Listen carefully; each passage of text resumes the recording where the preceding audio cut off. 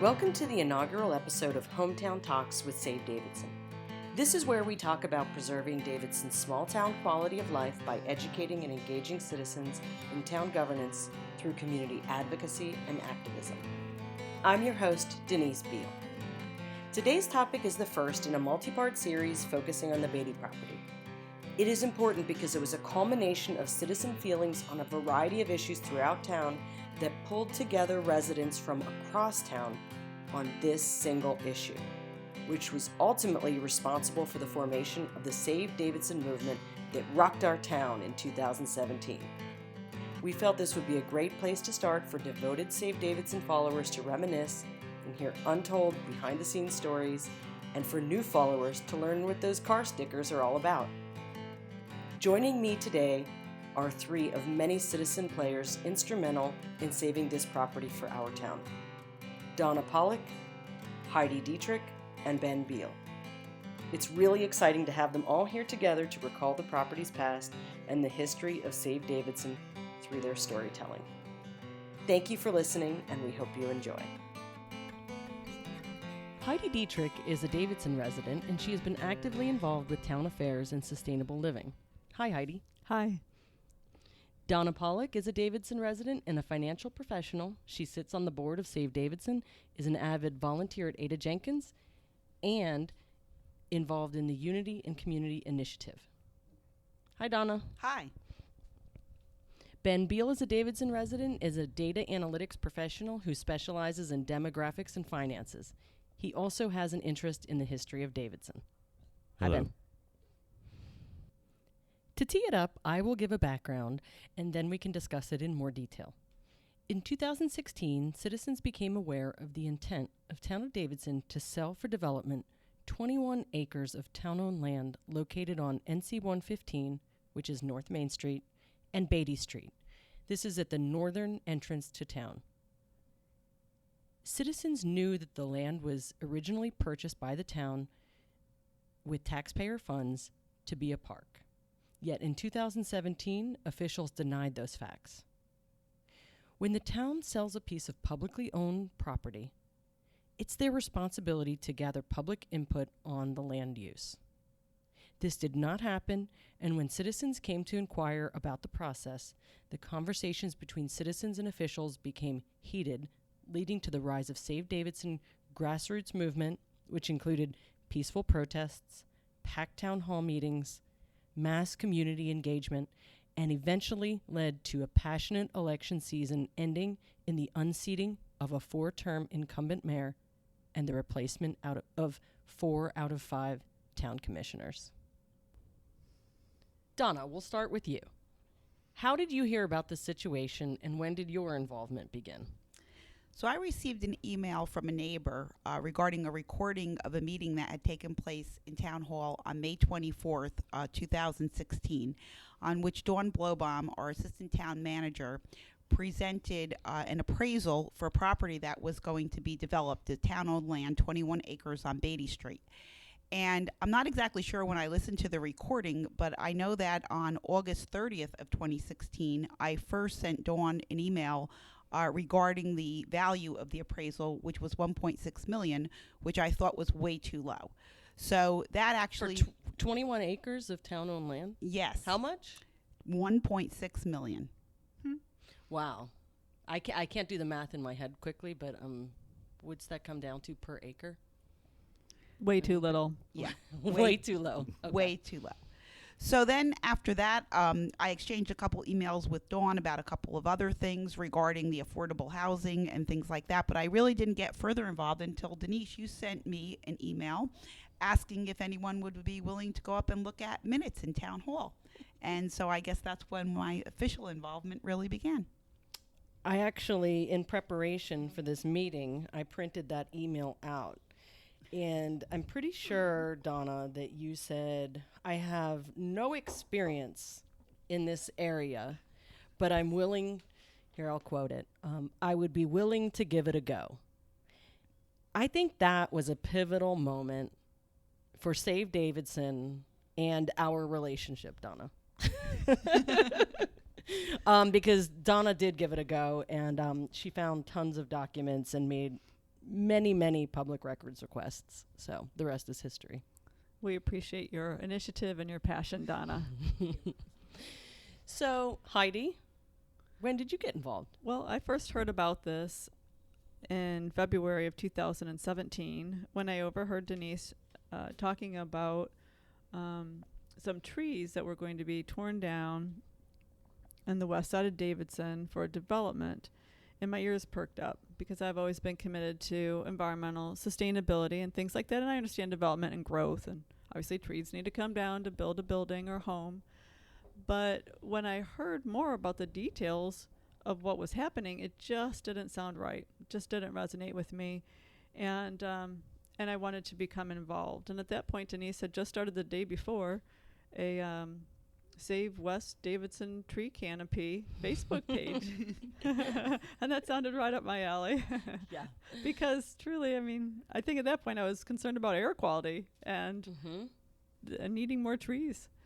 And just the whole atmosphere with the overdevelopment and super high density here and needing some green space, some balance. That was my big thing. Balance. All right. Ben? Over to me? Okay. I don't know exactly when I first heard. There was some chatter going about the neighborhood towards the end of 2016. I remember because I kept finding these notes. October 2016 was the first meeting that the residents of our neighborhood had with members of town hall. So the former mayor, John Woods, was there, Dawn Blowbaum, some planning staff members. And it was just a roundtable discussion of our concerns, and we really felt that they were listening to our concerns. After that, things started to really snowball. It didn't seem that they were really listening to our concerns. They were just kind of nodding, saying this will probably never happen. Going through the motions. Through the motions. You know, that's interesting because I thought, Ben, you could be our representative on this topic. And I'll just be, dealing with the family and, our household. And I thought everything would be okay. I thought the town would take care of it. Until I saw there were 6 plans. And I think that was maybe January 2017. And I finally saw the 6 plans. And they were jam-packed with stuff. And the one that they finally picked had a hotel and all sorts of stuff in it. And I thought, okay, this is not going to go away by itself, and I need to get involved. And I think that's when I sent you the email. So now we're kind of full circle. But, I mean, we all sort of got all hands on deck at that point. Yeah, and, we had been living in town, I think, 10, 12 years by that point. And I'll be honest, before all of this started, so in 2016, I knew we had a mayor, but as far as board of commissioners, how many board of commissioners, their names, I mean, forget it. I had no idea.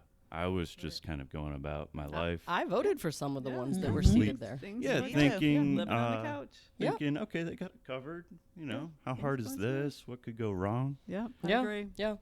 Well, so how did you know that the town purchased this property to be a park, Ben? I'll just, you can keep going. I mean, how did you know? Well, it seemed that it was more of a spoken thing up until then, but between that end of 2016 and early 2017, the research just kind of started. Everybody that had a skill set started digging into it, and some were inclined to research. We're looking at Polaris, which is the county website to look up properties, and you can look at history. So we started just trying to dig into whatever materials we could find, looking at deeds. But what was in your head that you knew it was going to be a park from the very beginning? I know I can say that Well, when we purchased our home, I think you went to town hall and spoke with somebody, or maybe even looked at some documents stating that that's land slated to be a park someday. Yes, and our the selling agent told us that it would be a park someday. So that is what we sort of, sunk our teeth into. Right. And then we, after being told that, this is going to be developed, I think then we really wanted that documentation. Right. To confirm. Right. And also in the town master park and rec plan, it's also listed there to be developed as a park. Right. That the town staff, in conjunction with the county, would work together to develop it as a park. So it was in multiple places. Yeah. So what did the town say? Donna, I'll let you take this one. What did the town say when we asked about the park status? Well, my first conversation about that took place at the Egg in Davidson, where the commissioners would hold regular meetings. I guess it was every other month. I don't recall at that point. Informal, but we would go up to the Egg in Davidson and we would talk about different town topics, and we were particularly talking about this development. And John Woods clearly stated that, this property had been put out for development in 1996 with an RFP, and kind of was using that as the justification to do this again. Back up, who is John Woods? So he is the mayor, the former mayor of Davidson. Okay. And The mayor at the time. Which is March and he had 2017. indicated that he had no documentation that the property was to be a park. There's no documentation that the land was that there was ever a purpose for the park for the land when it was built. In fact, in 1996 or so, the town board, just before I went on the town board, a year before I went on the town board, went through an RFP process similar to what we're doing now. Decided at that point not to do anything. So it was obvious at that point that it wasn't planned to be entirely a park. So I think there's some doubt about that. I don't have any documentation to it.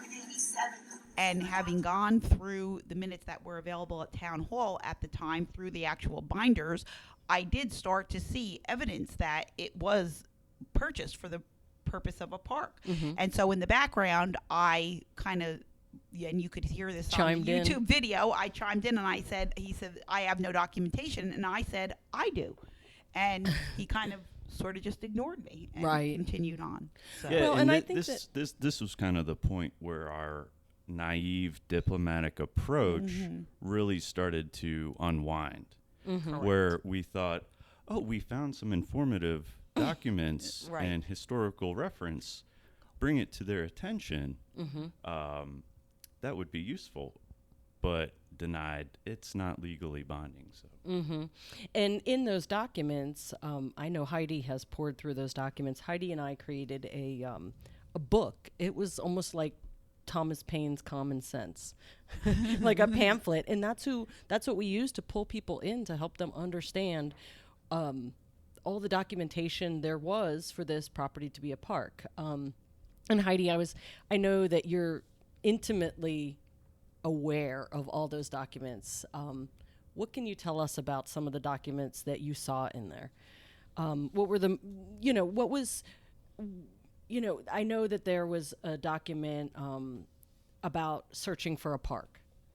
1980 or so, the officials started searching for a park property, or who was it? That's right. So Peter Nichols, who was the director of the Davidson Park and Rec Committee at the time, he was charged with finding land on the west side of Davidson while it was still available and affordable to be developed into a park. Because at the time, the mayor, Nancy Kincaid, and Margaret McCormick. Yes. Nancy McCormick. Nancy McCormick. There we go. There we go. We got fact checkers. And the town board realized that the land on the west side was being developed very rapidly, and they wanted to make sure to secure some for a much needed park. And so Peter Nichols went about approaching landowners and trying to identify potential properties. And my understanding is that he asked 8 landowners, and they all said no, that they wouldn't Wow. sell their land to town for a park, except for one, and that's Mrs. Beanie Clontz, who was an elderly widow at the time, and she had this acreage available, approximately 20 acres, and it was on the west side, and it would serve the west side as well as all of town and the community as a park. So there's a lot of documents that point to that, and the town was not able to purchase the property right away. They had other expenses. Mm-hmm. And so eventually when they did make a proposal to her, and she accepted it, it was still a couple of years until they actually purchased it. And obviously land in Davidson's valuable, and the price, should have gone up, but they didn't pay her more. They paid her the original offer, which was fine. Not really, but How much was it per acre at that time? it was 6,000? $6,000 per acre. Yeah. And so, but that wasn't the Mm-hmm. problem. To me, the problem was that it was very clearly sold. Mrs. Beanie Clontz was approached by Peter Nichols and the mayor. Would you please sell your land to town for a park? Mm-hmm. And that is why she sold her land, not for the town's future best and highest purpose or any other blah, blah, blah verbiage. Do you know what I Right, mean? It right. was Yeah, It because that was was a for question a mark. park. We didn't know. It was kind of unveiled. Yeah, the Clontz family sold the land to town, but we didn't know did the Clontz family approach town? Did the town approach Right. the Clontz Right. family? That's So that right. was really an That was pivotal. informative. Mhm. It was pivotal to me to Mhm. know that she did that. And so this this letter on December 8th of 1984 from Mrs. Beanie Clontz's son, Ralph Clontz Jr., to the former town attorney, Rick Klein, clearly states some of that. And I want to read a little bit to everyone so that it's clear and they can hear for themselves. It's entitled Sale of My Mother's Property to Town of Davidson. Clarification of acreage being sold. Dear Rick, they say that confession is good for the soul, but damn poor for the reputation. And my confession of not having originally properly focused on some portion of the wording of your proposed contract vividly calls this old adage to mind. He goes on to state, as I said in my last letter of November 16, my mother was and is willing to sell for the agreed price of $6,000 per acre for the 14.519 acres surrounding the pond and for the 2.54 acres adjoining, and settle on the basis that the property being sold to the town of Davidson contains 16.969 acres with a total purchase price of $101,814. I'll go on to the next page where he says, as I pointed out to Russell Knox, who was the mayor at the time, and later to you, my mother's offer to sell for $6,000 per acre was made several years ago. The town was unable to make any firm offer to purchase and dragged its collective feet while my mother patiently awaited the possibility of the properties being sold for use as a park.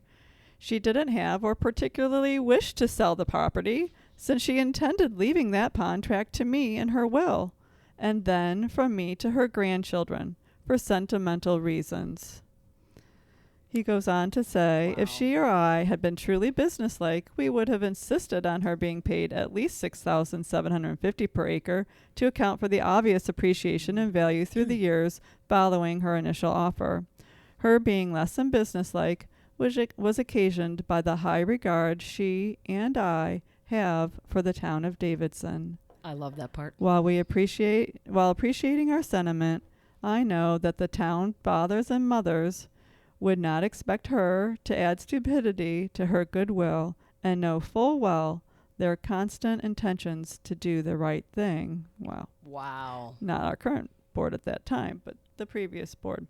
I also made clear to both mayors that the town would have to purchase the whole package of my mother's property in the vicinity of the pond. We would not allow the deduction of the area north of the center line of Beaty Street. That strip would be of little future value to my mother, whereas the town could use it, for example, to erect a marker identifying the town park. Woo! I think that says it all. You know, those documents are, I mean, reading through, I've read through all of them. I think all four of us have read through them. They're very entertaining. It was a different time, definitely a Southern legal way of writing, which was very gentlemanly. I love them. So they are worth reading, and those are available at savedavidson.org on our website. You can go through those documents, and they're really interesting. That's an amazing document right there, though. And Ben, I know you probably have something to add here. I just remember reading that the first time, and it just really solidified, the spirit of, intention and why it should be, held to, and the entire land. And you're right. I mean, it was like, so it was, 84, 85, and a matter of 3 or 4 months before email and all of this technology. And these guys are writing letters back and forth, sometimes weeks in between. And it is just really, it pulls you in, and you feel like you can just picture what's going on. You're pulled back in time into I was thinking like a seersucker suit. But, and I think that points back to me to the pure intentions of the Clontz family, and then the pure intentions of all of the citizens of Save Davidson to save this property and to create a park for ourselves and for future generations, more importantly. So those documents are just amazing, and they're a history that we'll have forever. Well, and two, I feel as though after reading this document in particular, it makes me realize how unfair it is to the Clontz family, because had they not asked to buy that land for the purpose of a park, which obviously Mrs. Beanie Clontz thought was worthy to sell for that purpose, and made sure that it was in the sales contract, with which Ben can talk about.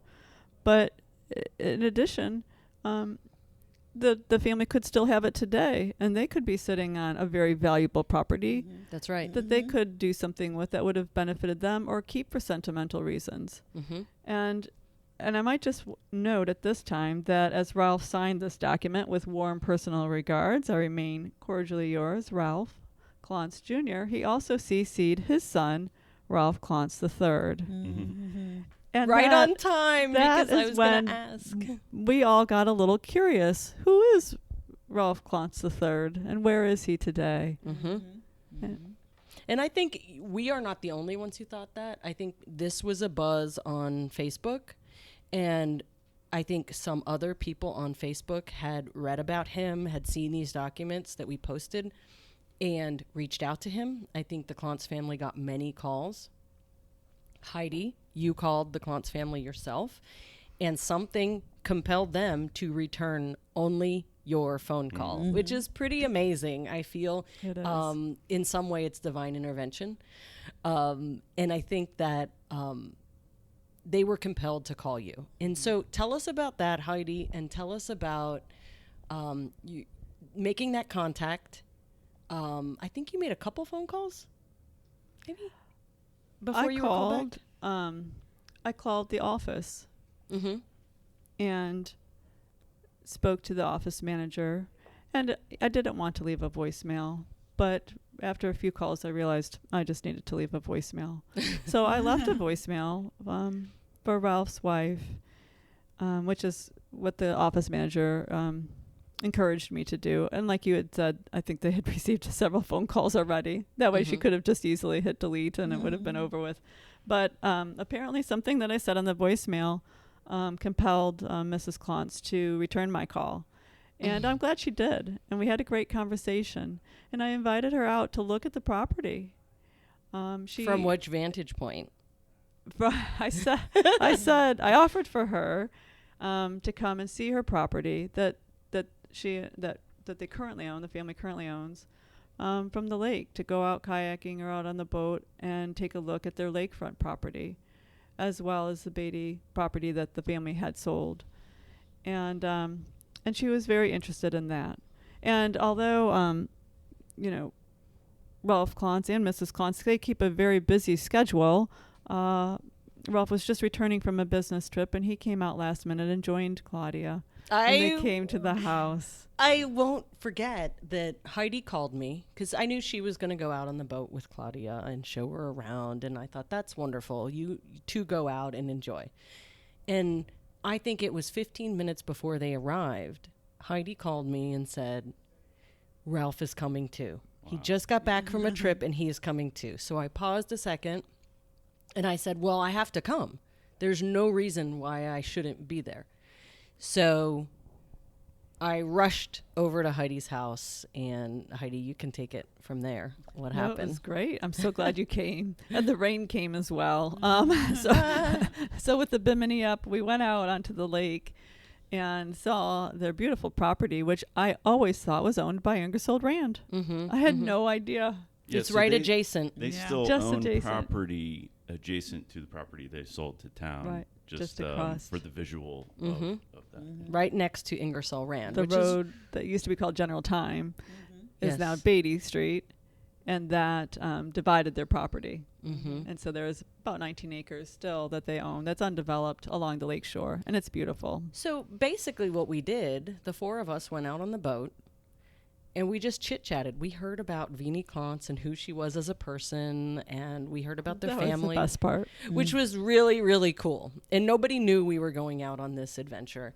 And then afterwards, we said, let's go over to see the Beatty property that we're fighting for. And they said, okay, great. And so we got in the car, and Ralph did not know. He couldn't get his bearings from where we were. And we came down through the Hobbs Hill neighborhood, which is where I live. And I said, do you know where we are yet? And he said, no. And we went down into the bottom of the cul-de-sac, and he got out of the car, and he just started, he started walking down into the woods at the end of the cul-de-sac. And then I saw him straighten up. I was behind him, and he started to stride right towards the pond property. Towards the pond location. Beautiful. And it was really amazing. And it was raining, but none of us really cared. Mm-hmm. And then we took a walk around the pond itself, and Ralph shared with us that those trails have not changed since he was a young boy out there. And he shared stories about eating turtle soup that his grandma would make from turtles from the pond.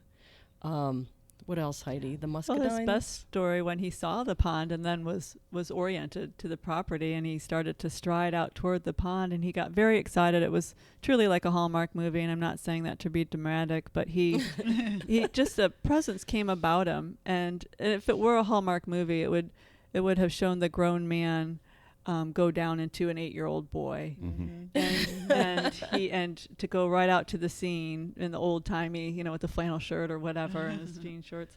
And he said he would float out on a log onto the far side of the pond where he wasn't allowed to go by foot because of the copperhead. And that side of the pond had the largest largemouth bass on the far side of the pond. So he would float on the log with his bamboo pole, and he would fish for the largemouth bass on that far side of the pond. And that really resonated with me very much. And it was so fun to see him talk about that. He was excited. Oh, yeah, he was. And he showed us where the muscadine grapes had been and still are, and where his grandmother's home had been located, his grandparents' home, where he spent his summers as a boy because he lived in Charlotte with his dad, who was the attorney down in Charlotte, and would spend his summers there with his grandmother. So I love that story, and I think that was one of those pivotal moments in the whole last 2 years. And everything just kind of like wraps up with that. And I love to be able to, I always hoped that someday we would be able to tell that story and say that it was going to become a park officially. Yes. And we can now say that, which is great. Yeah, it showed how special of a place it was. And it wasn't just oh, the family had some land, they wanted to get rid of it. It was a sacrifice. I Yes. mean, it Right, was yes, memories right, and yeah. history. You're right. Yeah. You're right. And I think that at this point, I think that this sort of tees it up for the next thing, which was a huge reveal. We had planned to have Mr. Clontz, Ralph Clontz Jr. the third, Ralph Clontz the third, come to town hall for the night. Was it the night of the vote, or it was some meetings before? It was before the vote. It was before the vote, Yes. and we wanted him to be present. And we notified him and let him know that that was going to happen. And what happened next, Heidi? I'm trying to think of the... Well, we also learned that the former town attorney, Rick Klein, was going to be there that night, joining the current town attorney, Cindy Reed, and that the board, it was their board's casual session, where they don't sit at the dais, they sit around the tables and they talk. It's like a workshop session. And normally it's just the commissioners and the mayor talking, and they might have guests come and speak. So Rick Klein was their guest that night, and they were going to ask him about this documentation, because at that point the documents had been revealed. The quote the documents that in the March commissioners chat at the Ag, that former Mayor John Wood said, we have no such documents ever saying that this was ever supposed to be a park. Those documents did come into awareness, and they were circulated. So, Yeah. and I think that's a good time to ask, if I can interrupt, Yes. that how did we find those documents? Well, those documents were not easy to obtain. Why not? Well, we were all very inexperienced with requesting documents, what the process was. Should what that they matter? Even were. No, but I guess hearing the former mayor and commissioners say, oh, there's no documentation, had we not seen these documents, we could have really taken that for face value. But after seeing Well, what we would have was taken that for in the truth, documents, right, which it wasn't. just really reinforced,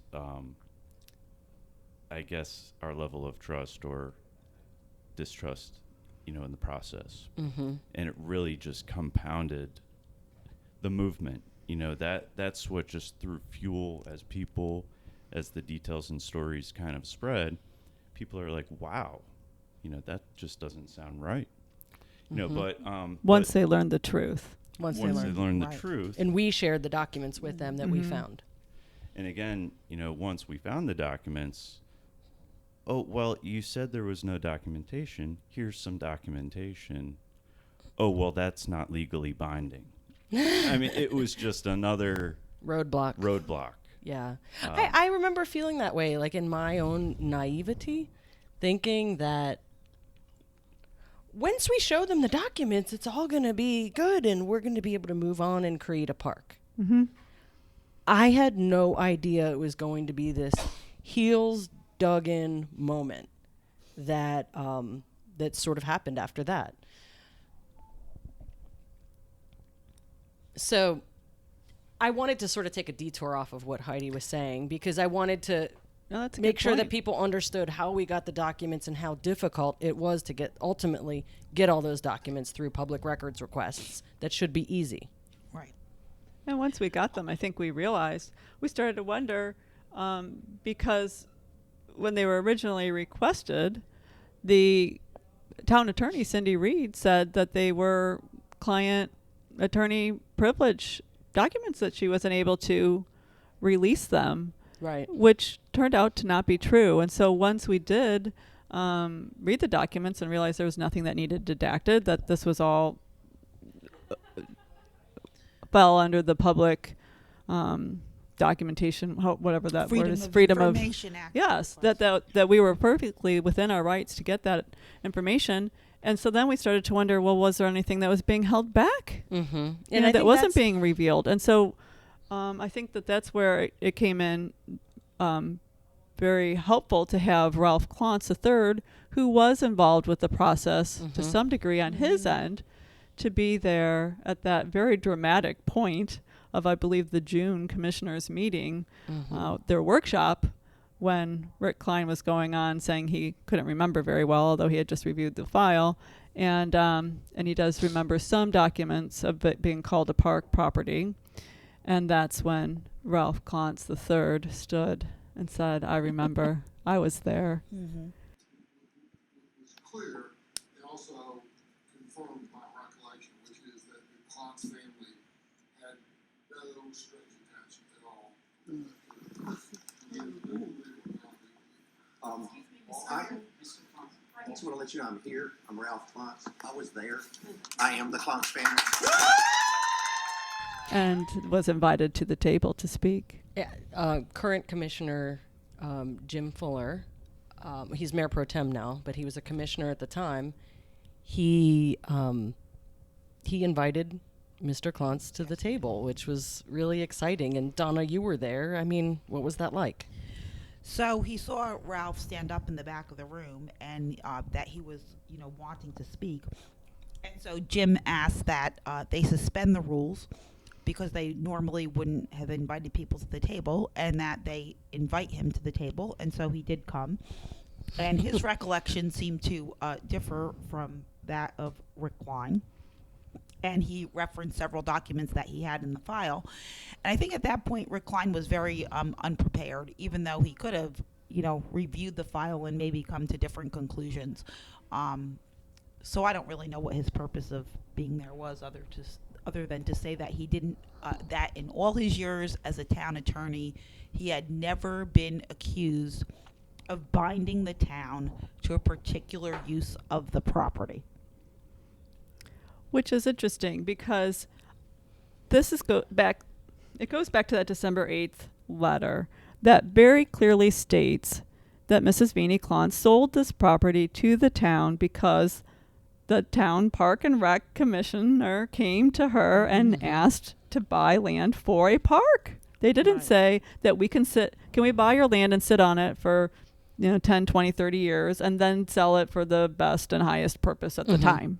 Right. To which case that she may have still said yes, but no, we understand it that she only said yes because it was going to be a park. Otherwise, she would have given it to her family. There was a pretense. Yes, absolutely. And so that is what I think really got under the skin of most of the residents in town when they read that sales contract, where it very clearly states, Ben, what are the words? Park, playground. Park, playground, or In recreational use. and that was a sales contract. And yes, we all know now, we learned, took us some time to figure it all out what they were doing.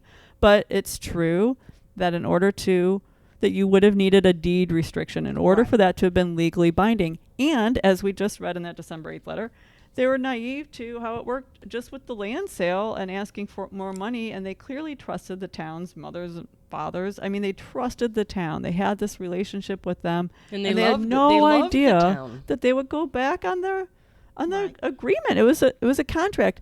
And had they known that might happen, then they could have insisted on a deed restriction to be put on it. But And they I'd just like would to have never jump imagined in that would with have happened. One thing here, which was a document that I had insisted on. I had asked for the source of the payments and whether there was any kind of a promissory note or whatever for the purchase of the land. And the town, Pete Swart, who was our finance director, was unable to find that. But what he did find, interestingly enough, was the notes, the 1985 audited financial statements. And to me, this was very significant as a former auditor, because auditors just don't write things unless they have enough evidence to say that it is in fact the truth. So one of the notes said, on February 1st, 1985, the town purchased real estate for the extension of its park system. $20,000 was paid down, and a promissory note was given to the seller. That would have been Beanie Klontz, for $76,732.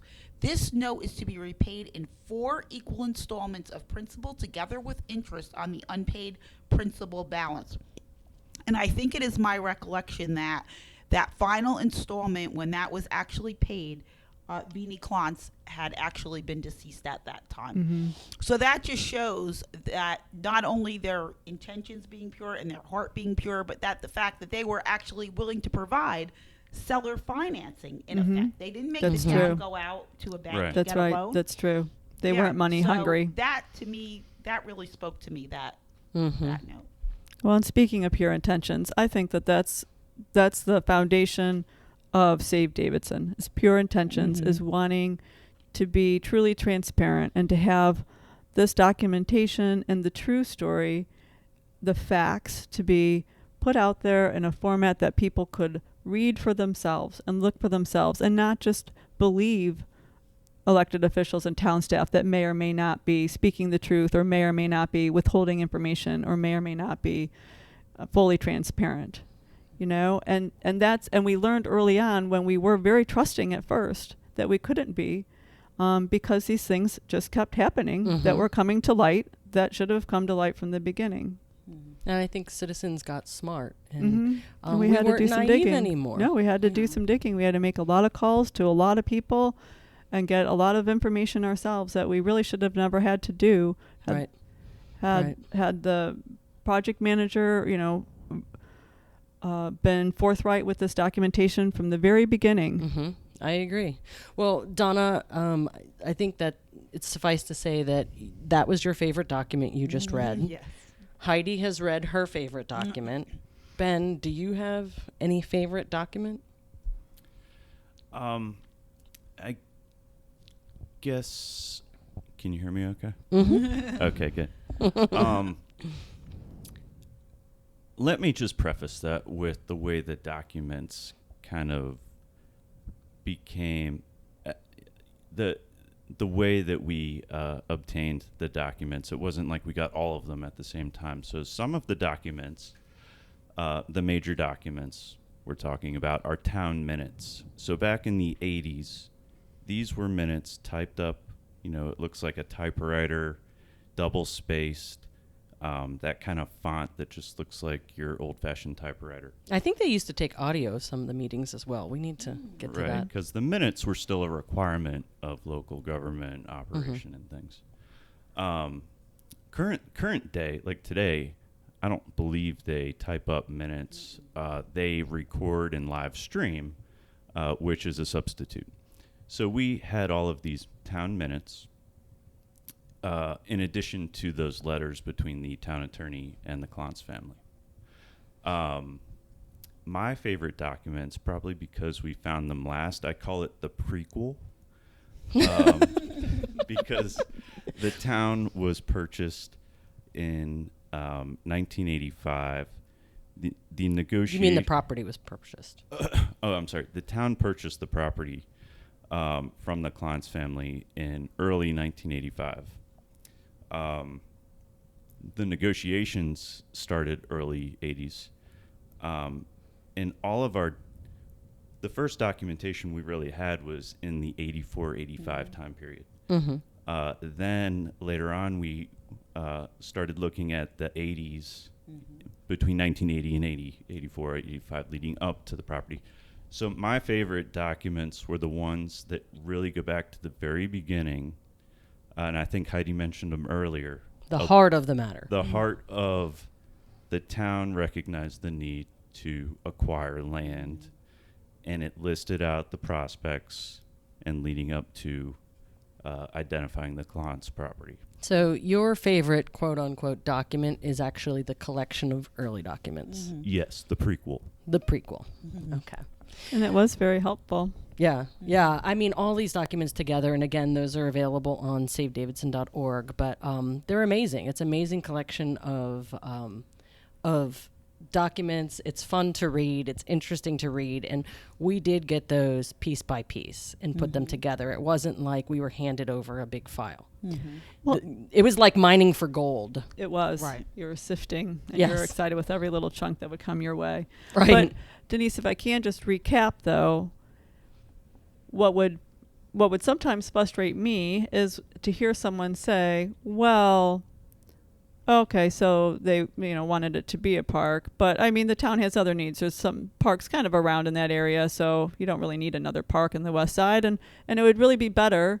In fact, former commissioner said the statement, we could take the money from the sale of that property and put it toward a park over someplace else in town, like out on the west side, which ironically is where they have a ton of green You space. mean on the east side? East side, excuse me. Up by Fisher Farm and Abersham, where we have enormous parks and green space, and the residents on that side have much greater access to green space, trees, and serenity than we do over here on our very high density west side. And so that was salt in the wound. I mean, to take this money, and that's where the environmental injustice piece came into me. Here we have the lowest income section of town, the highest density section of town, the town most lacking in access, easy access, walkability access to green space. And we're looking to sell that and put in more density, more cars, more traffic, and take that money and go put more green space to the people who already have access to lots of it.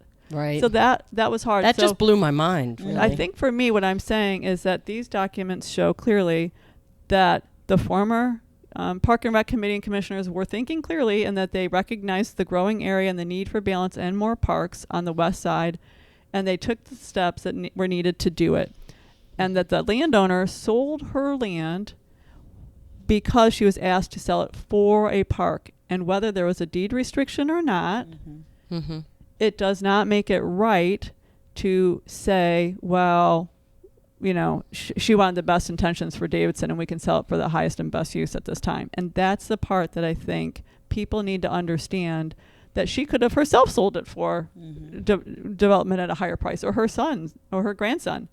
But that is not what happened. She sold it with the intention in the sales contract for a park. And so when the former mayor and the former commissioners would say that it was their right to make it whatever best served Davidson they thought at that time, that was stinking thinking. Like, that is wrong. That's where the integrity piece came in. Well, and I, as a landowner today, if I sold my land for the town of Davidson for a specific purpose, and found out later that they didn't develop it what they said they would, that they went back on their agreement, and that they did something else with it that they thought was better, that would really upset me. Yeah, and so what's the message does that say to all the current landowners of Davidson? Right. That you can trust the town of Davidson?